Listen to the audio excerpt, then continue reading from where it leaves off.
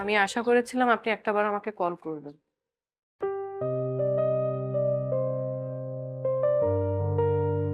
কথা নেই, বার্তা নেই। একটা মানুষ এভাবে 2 দিনের জন্য কিভাবে গায়েব হয়ে যেতে পারে? আবির, যেভাবেই হোক, যে কারণেই হোক, আপনি তো আমাকে বিয়ে করেছেন।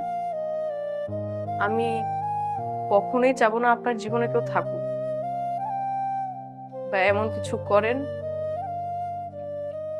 যেটা জানলে আমি কষ্ট পাবো। প্লিজ, আপনার জীবনে যদি কেউ থেকেও থাকে,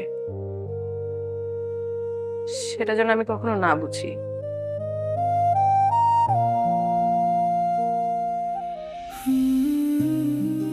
আমার জীবনে অন্য কেউ নেই,